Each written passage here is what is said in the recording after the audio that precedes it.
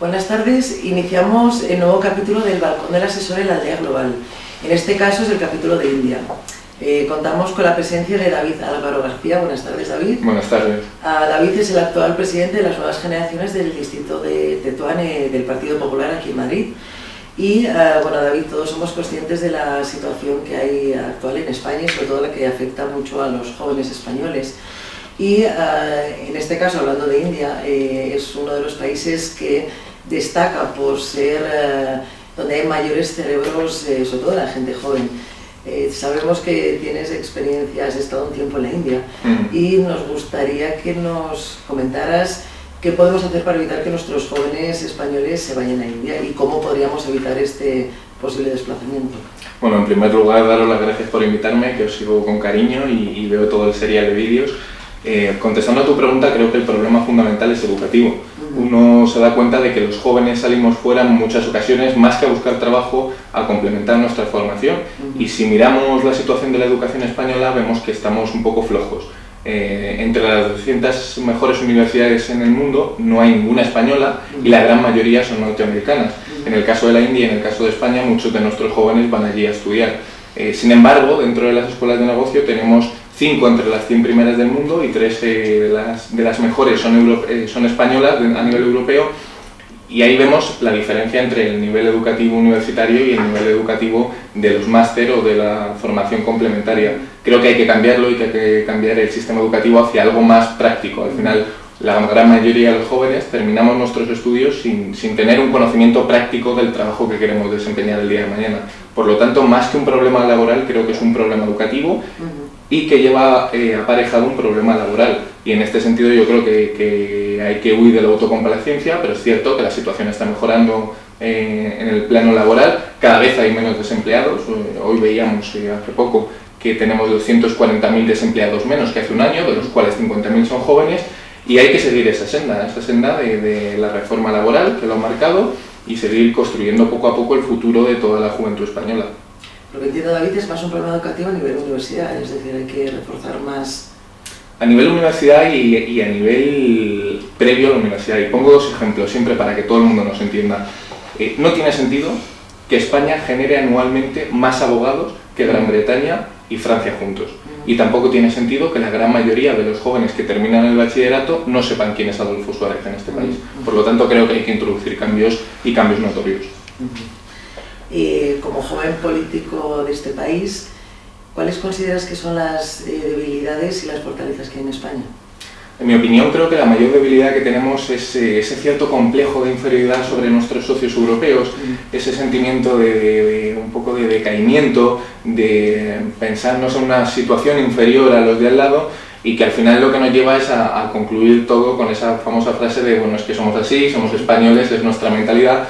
Y uno se da cuenta de que, por ejemplo, somos conformistas, sí, cosechamos, por ponerte un ejemplo, los mejores vinos del mundo que luego se etiquetan en Francia y se venden como franceses. Y lo mismo sucede con el aceite de oliva. Generamos el mejor aceite de oliva que se lleva a Italia, se etiqueta en Italia y en muchas ocasiones se vende como italiano. Yo creo que eso es un problema, que eso lleva aparejada nuestra mayor virtud y nuestra mayor fortaleza, que es que la historia, tanto económica como social como política, ha demostrado que España, cuando está unida y está en tabla de contacto, somos insuperables. Y siempre pongo el mismo ejemplo, en el ámbito deportivo somos temidos a nivel mundial, y eso es lo que es nuestra mayor fortaleza, el que cuando hemos estado juntos hemos hecho cosas grandes. Se podría decir, quizás nos valoramos poco, ¿no? Nos valoramos poco. Y nos vendemos mal también. Centrados más en nuestras principales debilidades, quizás es enlazado lo que acabas de comentar, pero bueno, ¿qué medidas podríamos tomar para adquirir una mayor confianza? Una confianza real, realmente podamos... Pues uno se da cuenta que somos un país donde no tenemos el espíritu emprendedor. Siempre queremos si uno se da cuenta, los jóvenes que quieren ser funcionarios, no hay ese empuje por crear empresas nuevas. Hay un dato muy significativo. Es también poco ayuda, ¿no? Es por... Sí, no, al final esto es una cuestión de culpas compartidas, tanto desde las instituciones políticas como desde la sociedad. Uno se da cuenta que en Estados Unidos el 65% de los jóvenes se autoemplean. En la Unión Europea es el 40%, en España es el 3%. Evidentemente algo estamos haciendo mal, porque siempre pensamos que, bueno, que es que en Estados Unidos es fácil que un chaval levante la persiana de su garaje y monte Google, y creemos que en Europa es imposible. pero por ejemplo en Estonia, jóvenes chavales han montado empresas como Skype y es el país que más proporción de empresas por ciudadano tiene de todo el mundo. Entonces creo que es una cuestión económica. Yo a nivel personal apuesto por medidas concretas como sería una bajada del impuesto de sociedades. Está demostrado que cuando tú bajas un punto porcentual el impuesto de sociedades, el salario se incrementa en un 1%. Lo que hay que dar es facilidades. Cuando uno se pregunta por qué Irlanda es un foco de atención para las empresas y es atractivo y allí se instauran empresas como Google, como Twitter, como Facebook, pues es por su situación fiscal. Aquí en España nos queda mucho por avanzar para llegar a ser Estonia, pero tenemos ejemplos que nos dan ilusión y nos generan esperanza, como es la Comunidad de Madrid. Las grandes empresas deciden instalarse en la Comunidad de Madrid porque tienen unos impuestos muy bajos, porque la Comunidad de Madrid lo que le dice a los ciudadanos y a las empresas es que el dinero donde debería estar es en sus bolsillos y no en las instituciones vía impuestos, y donde más facilidades se dan. Continuando con tu respuesta, ¿qué opinas del actual régimen fiscal en España? ¿Crees que habría que...? Yo lo modificaba y insisto en que parto de la premisa de que como buen liberal que soy no me gustan las subidas de impuestos, creo que hay que tener impuestos bajos, creo que hay que hacer hincapié, como decía anteriormente, en el impuesto de sociedades y generar facilidades. Al final las estadísticas, la curva de Laffer tan conocida demuestra que subir los impuestos no genera más recaudación, y lo estamos viendo con el IVA. Y ahora ha sido una realidad estas manifestaciones que nos estás haciendo. ¿Crees que...? Sí, y creo que sí, porque en muchas comunidades autónomas se está llevando a cabo, y como te decía, la Comunidad de Madrid es ejemplo de ello. A día de hoy no se hace porque necesitamos dinero de forma inmediata, y la forma de tener dinero inmediatamente es vía impuestos. Es la única forma de recaudar a corto plazo. A largo plazo entiendo que se bajarán los impuestos y así es el compromiso político. David, conocerás que la OCDE recientemente ha hecho un informe Panorama de la Sociedad comentando que España es el país con mayor desigualdades sociales con la actual crisis. ¿Estás de acuerdo con esto? Bueno, a mí me parece muy peligroso ligar pobreza y desigualdad, y se tiende a hacer, pero te pongo un ejemplo muy concreto. Corea del Norte es un país tremendamente igualitario y tremendamente pobre, y sin embargo Suiza es un país con mucha desigualdad y con un PIB per cápita muy elevado. Entonces no confundamos en ligar desigualdad y pobreza. Ahora bien, si uno mira el índice de Gini, que es el que te marca el nivel de desigualdad que te ofrece Eurostat, que es poco sospechoso de ser manipulado, nos damos cuenta que en España cuando más se incrementó la desigualdad ha sido entre los años 2009 y 2011. Ahí estoy seguro que todas las instituciones, al margen del color político que sean, lo que quieren es eliminar esa desigualdad y sobre todo eliminar la pobreza. Y hacia ahí es donde se está caminando. ¿Considerarías entonces que hay que aumentar esa protección social? Más que aumentar la protección social, creo que hay que preservar el estado de bienestar que nos hemos dado todos. Y haciendo hincapié en una idea fundamental. El gratis total no existe. Todos los servicios públicos que tenemos, claro, todos los servicios públicos que tenemos los pagamos los ciudadanos bien impuestos. Ahora bien, lo que no podemos pretender es que el ciudadano sea un súbdito del Estado, que abogue por un asistencialismo y un paternalismo de saber que tiene a papá Estado ahí y que cada vez que lo necesite el Estado le va a echar un cable. Vivimos en un contexto en el que todas las administraciones públicas están contrayendo el presupuesto, y lo que hay que hacer desde mi punto de vista son dos cosas. Una, priorizar el gasto, es decir, la Comunidad de Madrid, vuelvo al mismo ejemplo porque es lo que conozco de primera mano, cuando se inició la crisis destinaba un 73% a prestaciones sociales y a día de hoy destina un 90% de su presupuesto. Y yendo a un ejemplo muy concreto y que la gente entenderá muy bien, en el ámbito sanitario la Comunidad de Madrid destina un 45% de su presupuesto a la sanidad. Sin embargo, en Andalucía se destina el 27%. Al final es priorizar. Teniendo una situación de contracción de presupuesto, ¿en qué dedicas tú el dinero? Y luego, por otro lado, en una situación de crisis hay que abrir nuevas fórmulas.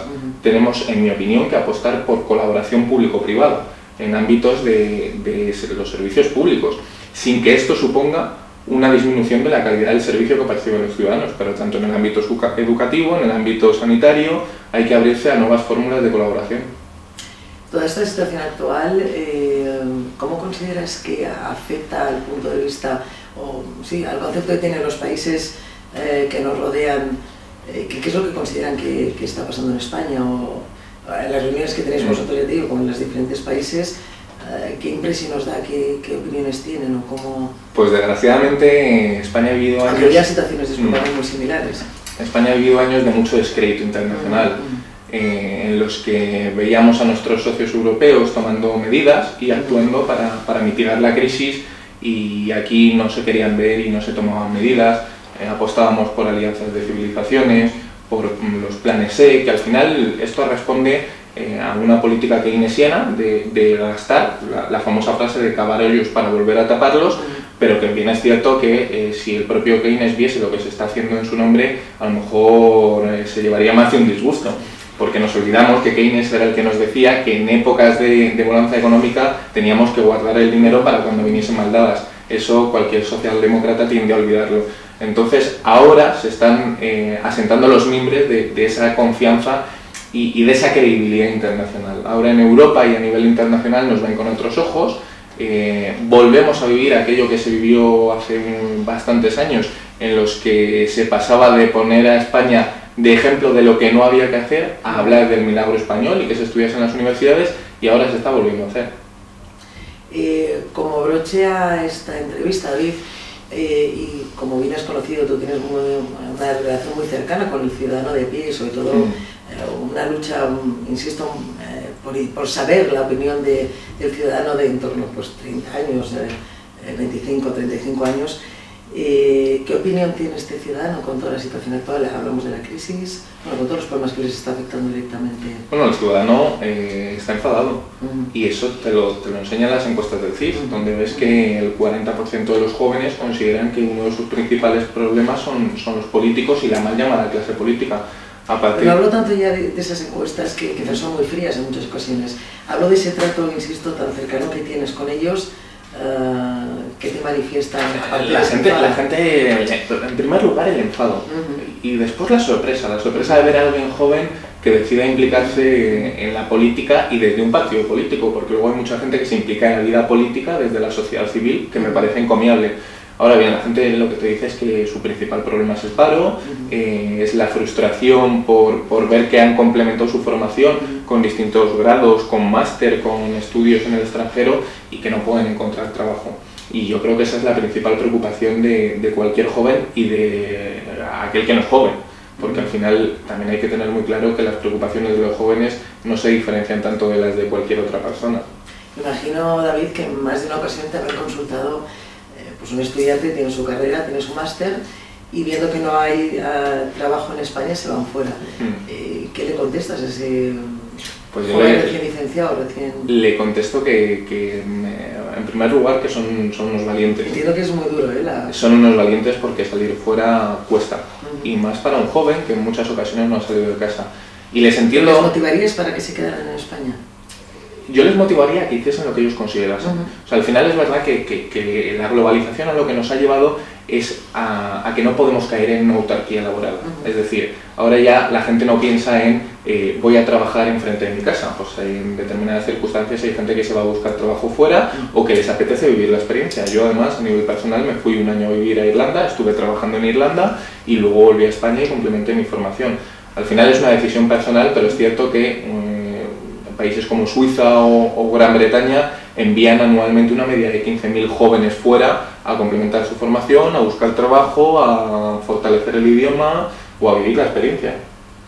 Obviamente yo creo, David, que todos coincidimos en que es bueno que salgan de España, pero obviamente con billete de vuelta, ¿no? Que no... Sí, es fundamental, porque aquí tenemos una generación que yo creo que es la más preparada y que está llamada a hacer grandes cosas.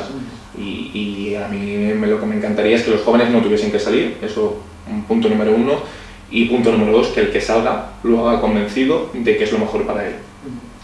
Pues David, muchísimas gracias por tus aportaciones, han sido muy interesantes. Gracias a vosotros. Y bueno, seguimos en contacto. Perfecto, muy amables. Muchas gracias.